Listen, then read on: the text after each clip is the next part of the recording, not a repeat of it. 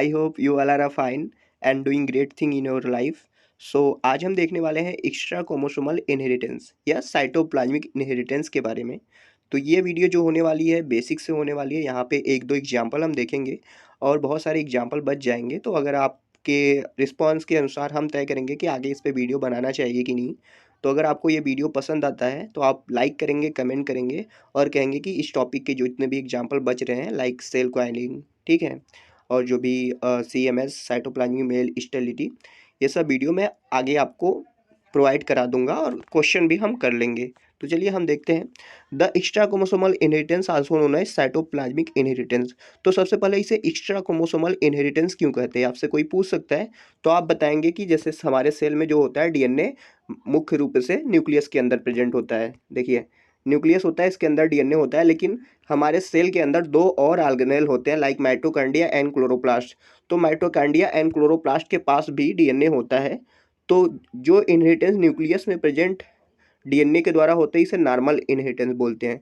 लेकिन उनका inheritance like mitochondria and chloroplast वाले DNA का जो इनहेरिटेंस होता है उसके कारण इसे एक्स्ट्रा क्रोमोसोमल इनहेरिटेंस बोलते हैं। ओके, साइटोप्लाज्मिक इनहेरिटेंस क्यों बोलते हैं, क्योंकि ये जो DNA आपका माइटोकॉन्ड्रिया और क्लोरोप्लास्ट में है वो साइटोप्लाज्मिक ऑर्गेनेल है, ठीक है। नॉन मेंडेलियन क्यों बोलते हैं, क्योंकि जो साइटोप्लाज्मिक वाला है ना, यहाँ पे माइटोसिस मियोसिस ये सब नहीं होता है, सेग्रीगेशन ये सब नहीं होता है आपका अच्छे से, जबकि न्यूक्लियस वाले में होता है। मतलब मान लीजिए कि जो आपका क्लोरोप्लास्ट और माइटोकॉन्ड्रिया वाला DNA है वो मेंडल लॉ को फॉलो नहीं करता, इसलिए इसे नॉन मेंडेलियन इनहेरिटेंस बोलते हैं। सबसे पहले एक्स्ट्रा क्रोमोसोमल इनहेरिटेंस को रिपोर्ट किया था बोरिस इपुर्सी ने ईस्ट में 1949 में। तो ये याद रखेंगे। As we said organelle like chloroplast और mitochondria have their own genome.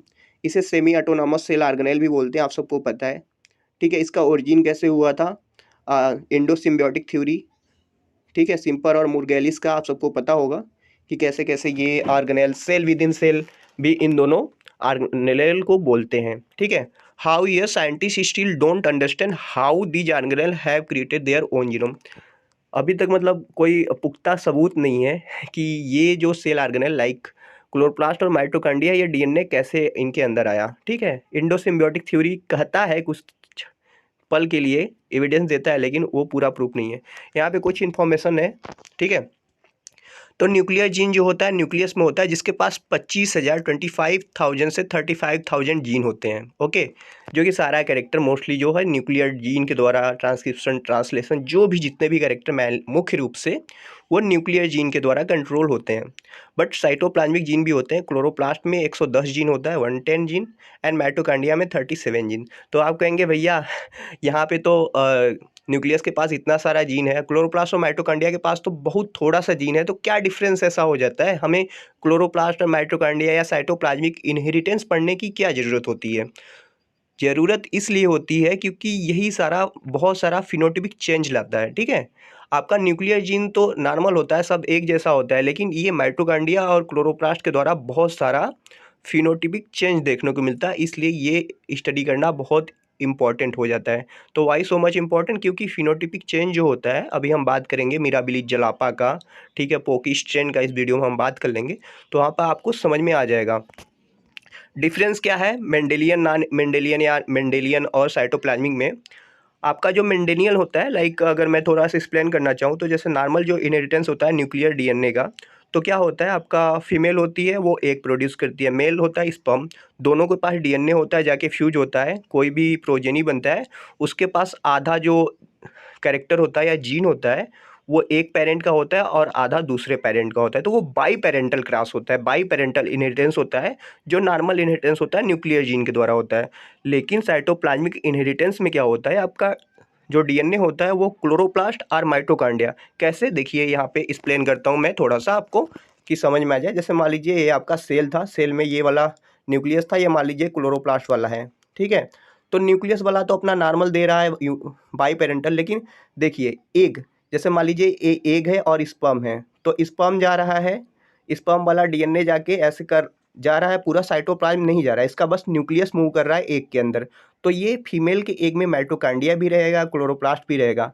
तो ये जो माइटोकॉन्ड्रियल और क्लोरोप्लास्ट DNA है सिर्फ फीमेल प्रोवाइड करती है, इसलिए मेल नहीं करता, मेल से तो सिर्फ ये न्यूक्लियस निकल के जाता है एग में फर्टिलाइज करने के लिए। यहाँ पे साइटोप्लाज्म जो प्रोवाइड किया जाता है वो फीमेल के द्वारा प्रोवाइड किया जाता है, इसलिए इसे यूनिपेरेंटल बोलते हैं। और मेजर डिफरेंस एक ये होता है कि जो नॉर्मल इनहेरिटेंस होता है वहाँ पे माइटोसिस मियोसिस ये सब होता है, तो कैरेक्टर का वहाँ उतना फिनोटिपिक डिफरेंस नहीं देखा जाता है, लेकिन यहाँ पे फिनोटिपिक डिफरेंस देखा जाता है आपका साइटोप्लाज्मिक इनहेरिटेंस में। ओके, तो हम देख लेते हैं क्लोरोप्लास्ट इनहेरिटेंस इन मिराबिलिस जलापा। तो हम यहाँ पे देखेंगे कि कैसे, यहाँ पे आप प्लांट भी देख सकते हैं कि यहाँ पे जो ब्रांचेज हैं, कुछ ब्रांच आपका ग्रीन है, कुछ ब्रांच आपका वाइट है और कुछ वेरीगेटेड है। तो ऐसा क्यों होता है, मैं इसका थोड़ा सा एक्सप्लेनेशन देना चाहूँगा। मान लीजिए क्लोरोप्लास्ट है, क्लोरोप्लास्ट के पास जीन जो मैं बताया आपको, यहाँ पे देख सकते हैं क्लोरोप्लास्ट के पास 110 जीन थे। तो हो सकता है कि जो आल ग्रीन ब्रांच है यहाँ पे ज़्यादा क्लोरोप्लास्ट के अंदर का जीन फंक्शनल हो। ठीक है, ज़्यादा जीन फंक्शनल है तो आपका ग्रीन है, कम जीन फंक्शनल है तो आपका वाइट हो गया, और अगर medium amount of chloroplastial gene functional है तो वेरीगेटेड आपका ब्रांच या लीफ बन रहा है। तो चलिए हम ये देख लेते हैं क्लोरोप्लास्ट इनहेरिटेंस इन मिराबिलिया हो गया, मिराबिलिस जलापा होगा।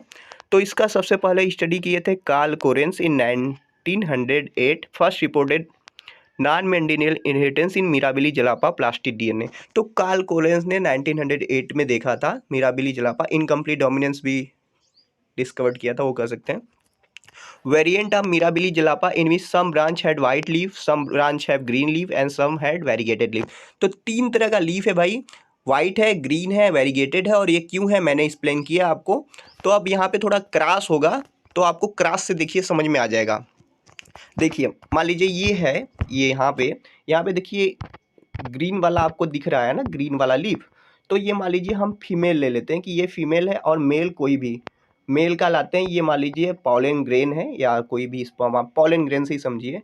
इसका फ्लावर लेके ग्रीन ब्रांच का फ्लावर लेके, और ये वाइट या वेरीगेटेड या ग्रीन मेल पॉलन ग्रेन का, यहाँ से इस वाले चार्ट से मैं करता हूँ। देखिए यहाँ पे फीमेल है, ग्रीन है, ठीक है, ग्रीन लीफ वाला फ्लावर है, उसको मेल ला रहे हैं। मेल का लीफ जो है ग्रीन है, वाइट है, वेरीगेटेड है, उसका 3 अलग अलग पॉलन से अगर आप ग्रीन वाले फीमेल फ्लावर को फर्टिलाइज करा रहे हैं या क्रॉस करा रहे हैं, तो जो आपका प्रोजीनी आ रहा है तो वो पूरा ग्रीन आएगा।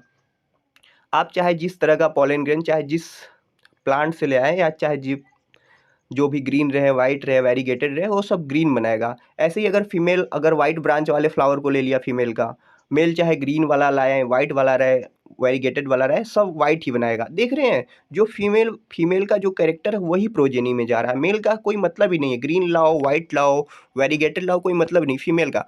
अब वेरीगेटेड ला रहे हैं फीमेल, तो वेरीगेटेड में ग्रीन ला रहे हैं, वाइट ला रहे हैं, या वेरीगेटेड ला रहे हैं। अगर ग्रीन से कराएंगे तब भी ग्रीन वाइट वेरीगेटेड, वाइट से कराएंगे तब भी ग्रीन वाइट वेरीगेटेड, वेरीगेटेड से कराएंगे तब भी ग्रीन वाइट वेरीगेटेड। क्योंकि वेरीगेटेड में ग्रीन भी है, वाइट भी है, और आपका वेरीगेटेड भी है, इसलिए वेरीगेटेड के पास तीनों कैरेक्टर, इसलिए प्रोजेनी में तीनों कैरेक्टर जा रहे हैं। तो आप यहाँ पे देख सकते हैं कि कैसे क्लोरोप्लास्ट कंट्रोल कर रहा है उसका प्रोजेनी को, कि जो भाई हमारे पास, क्योंकि ये क्लोरोप्लास्ट का जो जीन है मैंने बताया साइटोप्लाज्म में है, एग में है, ठीक है, तो वही इनहेरिट हो रहा है। ये ग्रीन वाला जाएगा तो न्यूक्लियस सिर्फ दे रहा है, कोई मतलब ही नहीं है, इसको मिमिक कर दे रहा है।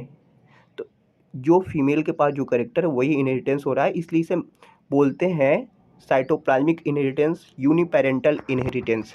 आगे एक और एग्जांपल हम देख लेते हैं। देखिए पोकीनेस इन न्यूरोस्पोरा, एक पोकी स्ट्रेन करके होता है, हम देख लेते हैं। यहाँ पे जैसे 1952 में मैरी मिचेल ने आइसोलेट किया था mutant strain of Neurospora that is called poke. इसे मतलब मैरी मिचेल थे 1952 में एक ऐसे स्ट्रेन को आइसोलेट किए थे न्यूरोस्पोरा का, जो कि छोटा था, ठीक है, म्यूटेंट था, उसे पोकी बोले।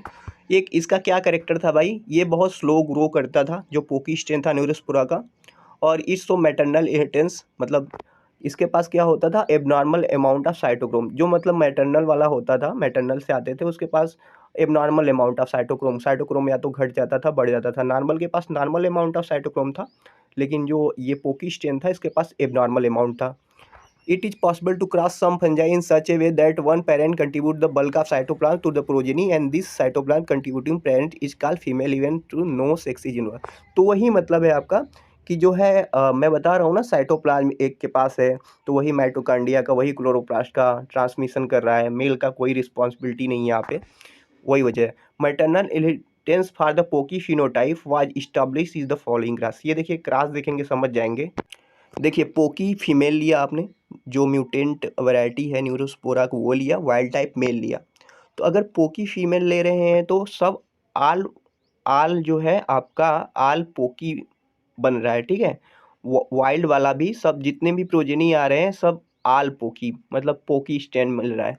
अगर आप देखिए ये वाइल्ड टाइप का यहाँ पे थोड़ा ऊपर नीचे हो गया, देखिए मैं एक बार फिर से बताता हूँ। पोकी फीमेल लिया और वाइल्ड टाइप का मेल लिया, ठीक है। तो जितने भी प्रोजेनी होंगे आल पोकी बन जाएंगे, मतलब म्यूटेंट हो जाएंगे, उसमें एबनॉर्मल अमाउंट ऑफ साइटोक्रोम देखने को मिलेगा और स्लो ग्रो करेंगे वो सब। अगर आप वाइल्ड टाइप आप फीमेल लेंगे, पोकी मेल लेंगे, तो वाइल्ड टाइप के सब बनेंगे। क्योंकि आप देख रहे हैं सोचेंगे ना कि अरे यार पोकी मेल है, पोकी है तो पोकी बनना चाहिए, लेकिन मेल पोकी होने की वजह से जो पोकी का जो करेक्टर है वो आपका साइटोप्लाज्म में सिचुएट है।